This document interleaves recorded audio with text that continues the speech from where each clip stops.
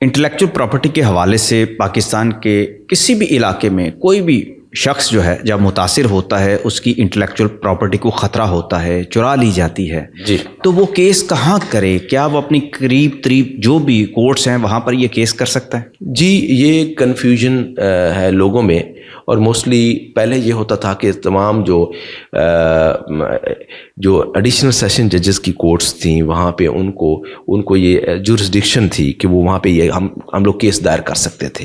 2012 से पहले intellectual property के जितने भी केसेस थे 2012 से पहले वहाँ पे होते थे, और ये सूट जो था वहाँ पे चलता था, तमाम प्रोसीडिंग्स वहाँ पे होती थी।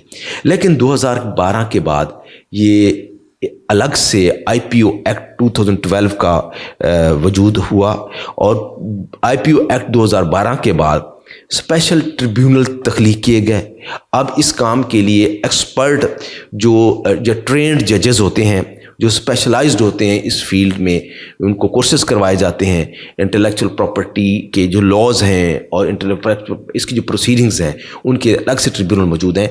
अब कोई भी केस होगा, सिविल सूट होगा, तो वो आम आर्डनरी कोर्ट्स में दायर नहीं हो सकता, वो इंटेलेक्चुअल प्रॉपर्टी ट्रिब्यूनल के अंदर दायर होगा। लेकिन याद रखिए, कोई भी केस दायर करने से पहले आपको जो वायलेटर होता है या आपके साथ जो आपके राइट्स को इन्फ्रिंज कर रहा होता है उसको आपको नोटिस देना ज़रूरी होता है। आप प्रायर नोटिस देते हैं, नोटिस के बाद आप कोर्ट के अंदर सिविल सूट जो है वो फाइल कर देते हैं। और ये ट्रेडमार्क आर्डिनेंस 2001 और जो सिविल प्रोसीजर कोड है, ये तमाम पैरेलल चलते हैं। प्रोसीडिंग्स सिविल वाली होती हैं मुकम्मल तौर पर, लेकिन इस ट्रिब्यूनल को अलग से स्पेशलाइज्ड कर देगी स्पेशल लॉ के तहत। मखसूस शहरों के अंदर हैं सिर्फ इनके ट्रिब्यूनल्स? जी, मखसूस शहरों के अंदर हैं। जैसे लाहौर के अंदर पहले एक प्रिजाइडिंग ऑफिसर होता था। इसका जो जज होता है, जो डील करता है, जो इसको प्रिजाइडिंग ऑफिसर कहा जाता है। पहले एक प्रिजाइडिंग ऑफिसर था, अब इसमें क्योंकि केसेस की तादाद बढ़ गई है तो साथ साथ अब 2 प्रिजाइडिंग ऑफिसर रखे गए हैं। लेकिन अफसोस का अमर है इस हवाले से कि हमारी जो रजिस्ट्रेशन प्रोसेस है उसके ऊपर गवर्नमेंट तवज्जो नहीं दे रही। उसके अंदर जो ख़ास तौर पर रजिस्ट्री है, उसकी रजिस्ट्रेशन का जो फाइनल रजिस्ट्रेशन होती है वो कराची में है, उसकी जो ब्रांच है वो लाहौर में या दूसरे उसमें सिटीज़ में है।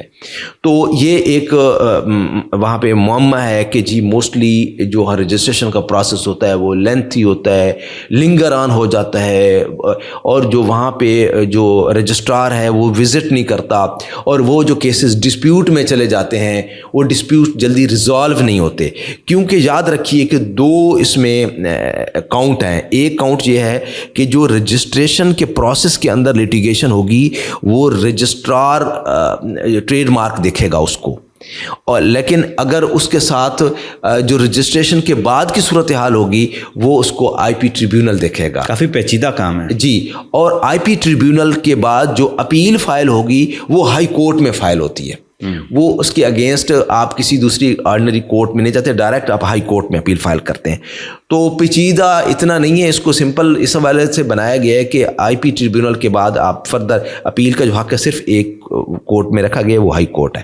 तो कारोबारी मामलात में और कमर्शियल एक्टिविटीज़ के लिए ट्रेडमार्क कवानीन का मरबूत और मुनज़्ज़म और उसकी हकीकी मानों में इम्प्लीमेंटेशन ज़रूरी है। इस तरह जो कारोबारी अफराद हैं उनके अंदर एक कर्ज पैदा होती है, आपकी मुल्क की, आपके कारोबार की क्रेडिबिलिटी बढ़ती है, सेफ्टी बढ़ती है, मार्केट में एक अच्छा बूम आता है और हर बंदा अपने कारोबार को सेफ समझता है। तो ये बड़ा इम्पॉर्टेंट लॉ है, लेकिन बदकिस्मती से पाकिस्तान में इसको गवर्नमेंट जो है इसके ऊपर तवज्जो नहीं दे रही। चलिए, बहुत बहुत शुक्रिया जनाब।